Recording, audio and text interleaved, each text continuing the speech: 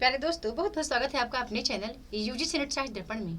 तो जैसा कि आपको पता है कि इस चैनल के माध्यम से हम इंटरनेट जेआरएफ से टीजीटी पीजी की तैयारी करते हैं।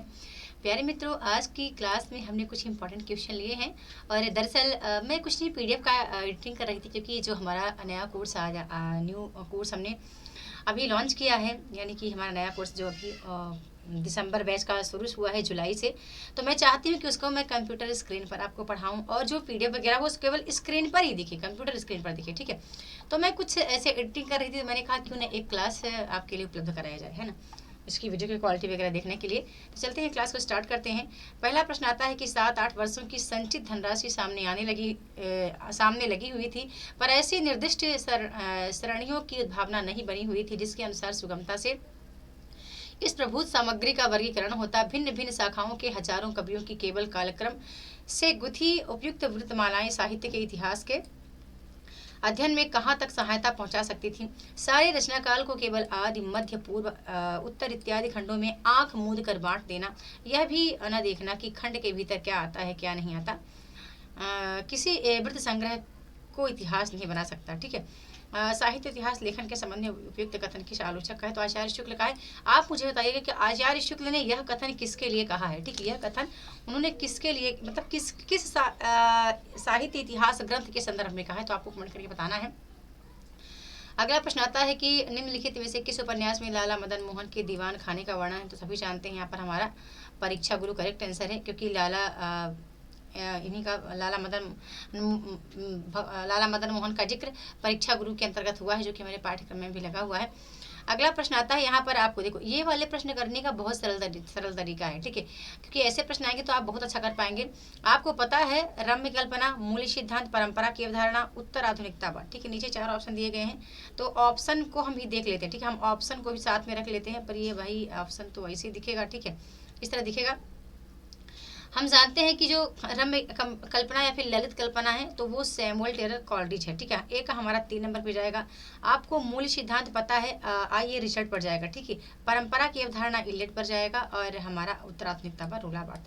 तो हम देखते हैं कि ए का तीसरा कहाँ जाता है, तो हमारा ए का तीसरा नंबर केवल एक जगह पर है, वो भी सी नंबर पर, ठीक है, सी ऑप्शन पर है। ये ऑलरेडी पीडीएफ मेरे ख्याल से ये हमारे पेड कोर्स वालों को दिया जा चुका है।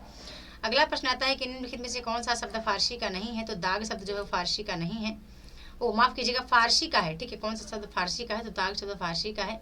और अगला प्रश्न आता है कि निम्नलिखित भाषाओं को उनके विकास क्रम में आपको व्यवस्थित करना है। प्राचीन संस्कृति, सौर श्रेणी, लौकिक संस्कृति, पश्चिमी हिंदी। तो आप सबसे पहले सही सभी जान, यदि यहाँ पर देखो, हाँ यहाँ पर भी ऐसे कोट में दिया गया, ठीक, कोट में ये तो आप सभी जानते हैं बंधु कि पहले हमारी प्राचीन संस्कृति ही आती है, ठीक है। इसके बाद आती है लौकिक संस्कृति, फिर आती है हमारी सौर श्रेणी, फिर हमारी पश्चिमी हिंदी। तो हमारा ए नंबर यहाँ पर करेक्ट आंसर हो जाएगा। अगला प्रश्न फिर आता है, आनंद कादम्बनी, समालोचक, भारतेंदु और सार सिद्धांति, ये पत्रिकाओं का नाम है। इसके बताना है कि कौन इसके प्रवर्तक रहे हैं। यदि आप 1-2 का भी अच्छे से आपको भान है, ठीक है, 1-2 का भी आपको अच्छे से भान है, तो इसका आप करेक्ट आंसर आप निकाल पाएंगे, है ना। यहाँ पर हमारे चारों ऑप्शन बंधु आपके समक्ष प्रस्तुत हैं।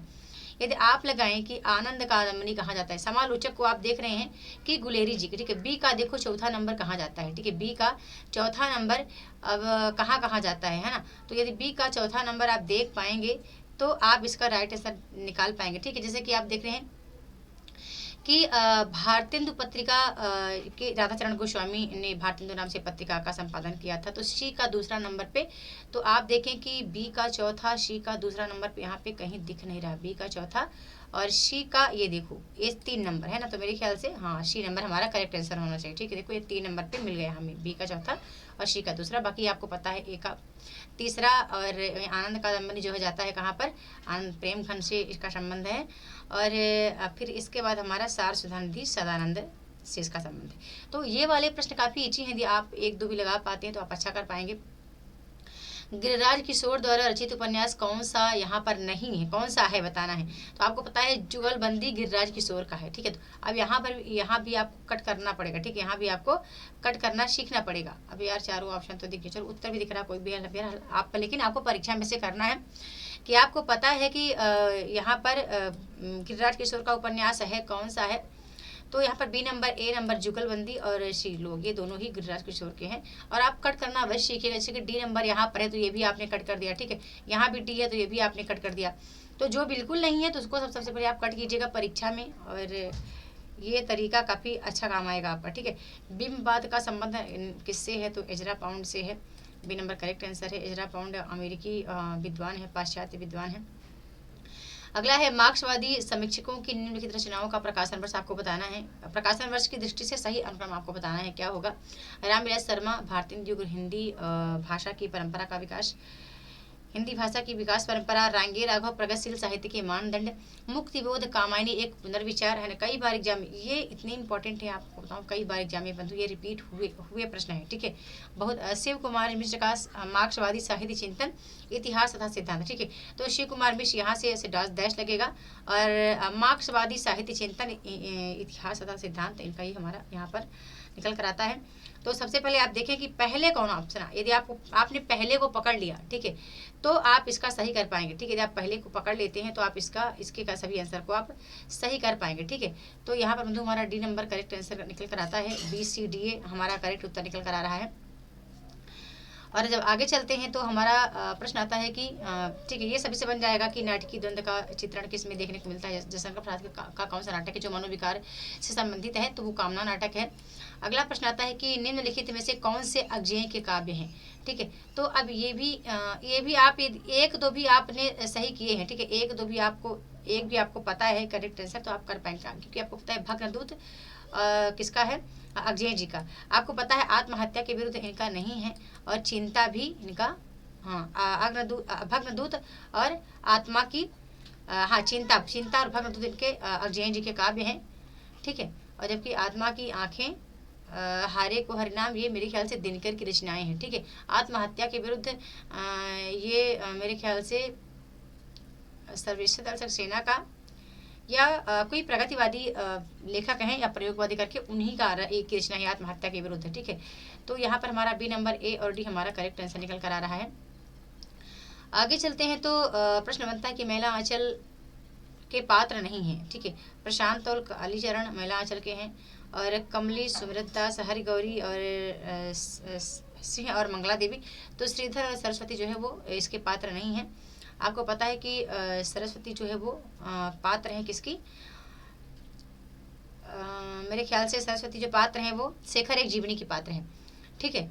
तो ये पात्र जो है वो महिला आंचल से नहीं इनका बिलोंग करते हैं। राग दरबारी उपन्यास के पात्र बताना है कौन कौन से, मदन मोहन और बाबू बैजनाथ, मास्टर मोतीराम, बाबू रामधीन, मिस्टर शंभू दयाल और मिस्टर पुरुषोत्तम दास, या काशी शाह, या फिर गंडा सिंह। तो यदि आपको शंभू दयाल पता है कि ये तो बिल्कुल नहीं है, तो इस ऑप्शन को कट करिएगा, ठीक है। मास्टर मोतीराम, बाबू रामधीन, ये दोनों ही राग दरबारी के पात्र हैं। अगला है कि खड़ी बोली में इतना बड़ा काव्य अभी तक नहीं निकला। ये पता है आचार्य शुक्ल का कथन है। अब कई बार ये PY की हुई, ठीक, कई बार एग्जाम में ये रिपीट हुआ प्रश्न है। आगे आते हैं तो अगला प्रश्न है निम्नलिखित में से रामविलास शर्मा की पुस्तकें हैं कौन सी, ठीक है। आलोचना के मान, प्रेमचंद्र और उनका युग, परंपरा मूल्यांकन, ठीक है। यहाँ पर हमारे यहाँ पर एक यस टाइप हुआ, माफ कीजिएगा। ए और बी हमारा यहाँ पर करेक्ट होगा। और एज द रेट सी क्यों लिखा है, एज द रेट ABOC, केवल ABOC, केवल AB, अच्छा जी, हाँ, ठीक, AB मैं कह रही थी CB है।